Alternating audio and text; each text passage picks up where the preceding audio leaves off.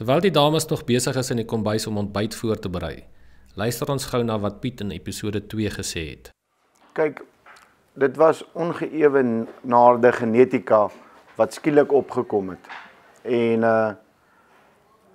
ek self in my eie hoedanigheid was te lig om by daai volprys uit te kom. En dan moet jy 'n besluit maak, gaan jy daar uitkom? Hoe gaan jy daai genetika kry? Die prys kan nie net gepraat word nie, moet betaal word ook.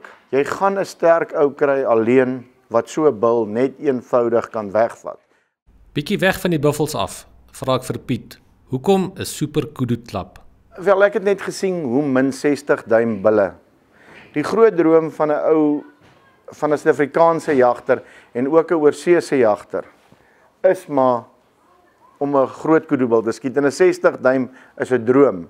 En weet jy wat ek dink met dit wat ons nou met die kudus doen? Ewe skielik sien ons nou 65, 66, 68 duim kudubulle wat ons net nooit van gehoor het nie.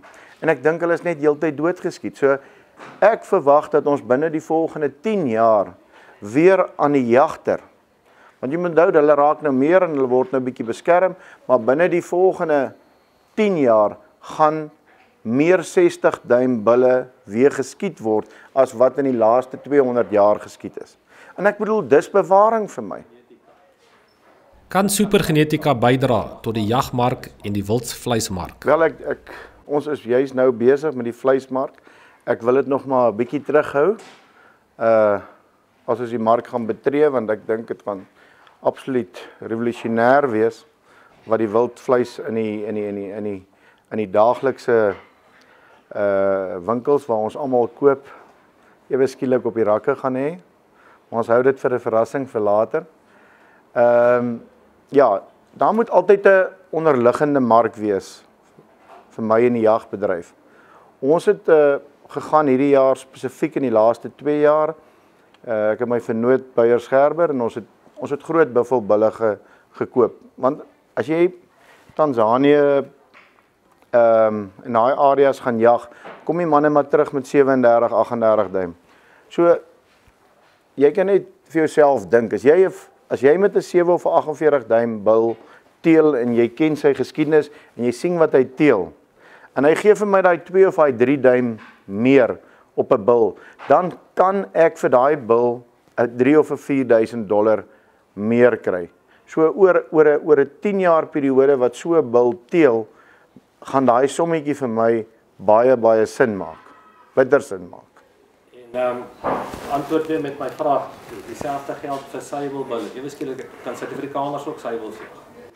Wel, ek dink 'n swakker suiwelbul wat dalk nou nie mooi horingkies het of so iets nie, kan vir 'n 20 of 'n 25.000 rand gejag word. Maar 'n mooi 42 duim bil wat volwasse is, skiet ons nog gemaklik 10, 11.000, 9.000 US. Maar ja, die trofee speel 'n rol. Die ou hy wil 'n suiwel skiet, maar hy wil nie 'n 35 skiet nie, hy wil 'n 42 skiet. Maar hy is ook bereid om vir die 42 duim te betaal. So daai dier waarmee jy teel, kan waarde toevoeg tot die jagmark. Tydens die vorige dag se veiling het vlaktewildpryse bo verwagting goed gedoen. Ek wou by Piet hoor, wat is sy gevoel? Waarheen neig vlaktewildpryse? Weet jy wat, ons het 'n plaas in die suide van Namibië wat se naam Springbok Trek is. En ons het nou daar gaan springbok ramme vang.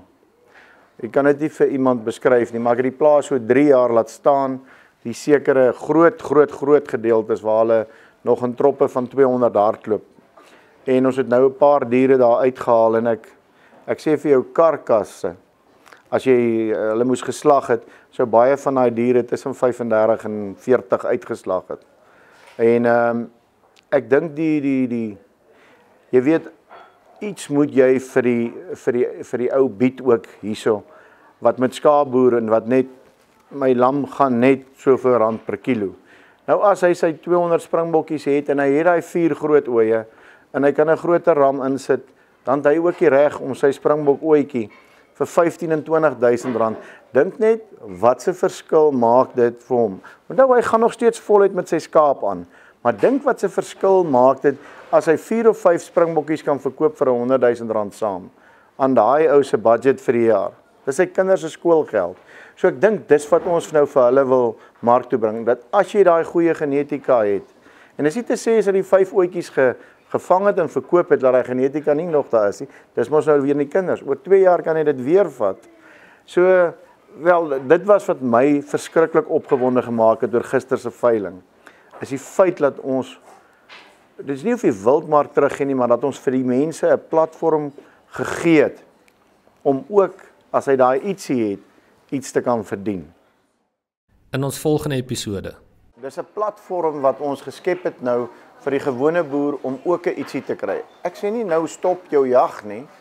Ek sê dat as jy daarom daai paar spesifieke mooi diere het, het jy mos die reg om meer geld op hulle te verdien.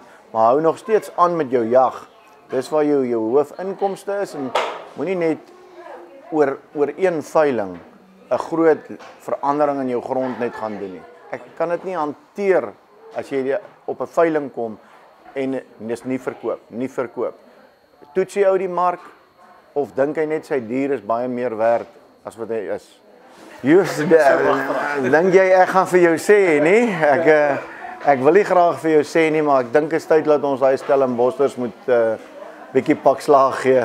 Hulle het vir ons hulle het 'n triek gehad die vorige keer. Ons gaan 'n beter triek moet hê. Besoek ons webwerf www.wildenjag.tv vir die nuutste nuus en video's in die wild en jagbedryf of volg ons op ons Facebookblad.